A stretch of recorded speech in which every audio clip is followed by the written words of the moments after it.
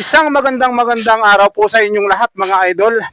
Muli po ay nandito naman tayo sa bayan ng Mugpog at nagpapasalamat po ako ngayong araw dahil pinaunlakan po ni Idol Robin Padilla ang parto ng interview ko po sa kanya. At nandito po ngayon si Idol Robin Padilla at ang imbita ko po ay pinaunlakan niya. Nandito po siya ngayon mga idol. At naglilinis po siya ng kanyang kargada. Idol, bakit po nyo nililinis ang inyong kargada? Mukhang may laban po kayo ngayon, idol. Alam mo, tol, Batamid eh. Pag may gamit ka, kailangan mahalin mo kasi ito ang lagi kong kakampi sa buhay eh. Kilala kong kaliskis mo, oy. Tsaka, hindi mga kalaban ko, nakikita mo sa aking vlog, ang dami. Buti ako lagi may dala, kaya hindi na ako matumba-tumba.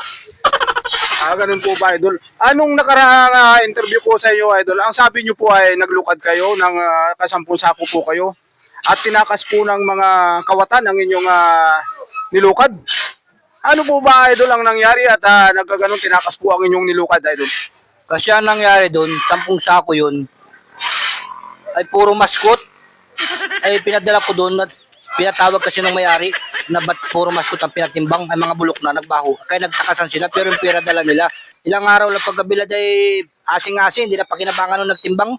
Ayun, ako ngayon ang hinahanap nung pinagpatimbangan. Kaya yung baril kong ito talagang hinahanda ko para sa kanila.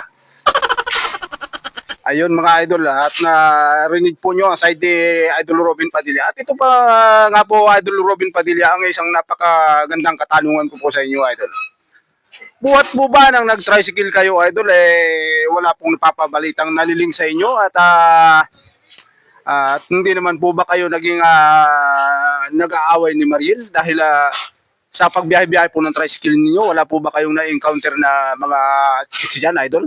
Napakagandang tanong yan. Ipapaliwanag ko sa ating mga manonood, viewers. Sa totoong buhay, maraming naliling pero hindi ko pinapatulan. Iniisip ko kasi trabaho tayo, magagalit si Mariel sa gagawin ko. Kaya trabaho muna tayo, hanap buhay tayo. Kasi bawal yan eh. Alam mo naman ako, isa lang siya. Isa lang talaga siya, isa lang. Ayun mga idol, isa lang daw po si Mariel na nag-iisa sa buhay ni Idol Robin Padilla. Ito pa, Idol Robin Padilla, sa totoong buhay po ba? Kayo po ay dati ay talagang mayaman dito sa industriya ng dito sa ating industriya sa pelikula o sa aksyon. Ako'y kumita maigi dyan sa Mista, yung ginawa namin sa pelikula. Napakalaking kinita ko, inaabot ng mga 50 milyon. 3 buwan namin ginawa, yung ratratan kami na ratratan. Ito nga lang naiuwi ko ngayon, itong baril na to. Mahal-mahal ko ito eh. Ang laki ng napundar ko doon, dami. Yung buong Mugpog doon, Mugpog at saka yung Barangay Pili, Barangay Bukbuk yan, pinatiran ko ng mga tulong yan, idol. Ayan po, idol, at kung sa palagay niyo po mga idol, yung sinasabi po ni Idol Robin Padilla ay talaga pong karapat dapat nating intindihin. Ito po mga idol, may isa po akong itatanong talaga na sa kanya na napaka-importante mga idol. Kayo po ba, Idol Robin Padilla, since birth hanggang ngayon, ano po ang napapabalita sa social media na kayo raw po ay hindi pa nagpapabasag at kayo daw po ay hanggang ngayon ay supot pa? Alam mo, tol, wag na wag mong sasabihin sa akin yan kasi yung mga manonood, sa totoong buhay talaga, huwag kang maingay. Ako yung interview, ako'y supot pa. Kaya huwag kang maingay kasi astig ako eh. Baka sabihin lang, astig-astig, supot. Huwag na wag kang maingay nun. Putulin mo yung cut na yun, akatin mo yan ha. Kasi masisira tayo sa mga ating viewers, astig na astig ko.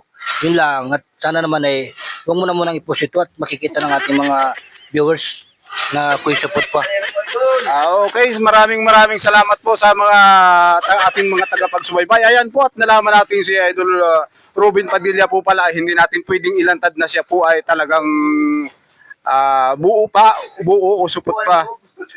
At yun lang po mga idol, sana po ay maintindihan ninyo ang interview ko pong ito kay Idol Robin Padilla ay masyadong sensitive. At nalaman din po nyo kung anong kasagutan ni Idol Robin Padilla.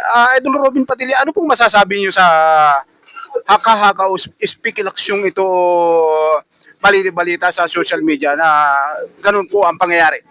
Sa mga manonood, mga fake news po yan. Huwag po kayo basta maniniwala na ako'y support. Sa totoong buhay po, buo na, sisirain mo pa. Huwag pong ganun kasi ang support po magkakaroon na ngayong pension 2025. Yan na po nilatalang batas po sa atin sa Pilipinas. Yun lamang, idol. Ay napakaganda pong sagot ni Idol Robin Padilla. Ayun po palang mga buo pa at yung hindi nagpatuloy, magkakaroon po pala yan ng pensyon. Ay napakaganda rin po pala, Idol naman na hindi talaga magpatuli. Dahil may pensyon po palang matatanggap. Ayun lamang po mga idol at ihingan po natin si Idol Robin Padilla ng kaunting paliwanag hinggil sa mga spekulasyon o haka-haka sa social media na siya po ay pinagkakalat po ng iba na talaga daw po siya ay buo pa at supot pa. Ikaw, kung sino ka man nagsasabing ako'y buo o support, humanda ka. Nilinisan ko ito para sa iyo. Sambala ka lang. Maraming salamat Idol at pinaunlakan mo ang aking pangalawang imbita sa iyo at pangalawang pag-interview at nagpapasalamat ako ng marami dahil pinagbigyan mo ang aking request. Maraming salamat din. Nililinaw ko lang, huwag kayong maingay na ako'y support ha. Mga idol ha, ikaw nanonood ka, huwag ka maingay. Sambala ka lang. Idol, maraming salamat po at pinaunlakan mo. Maraming salamat din.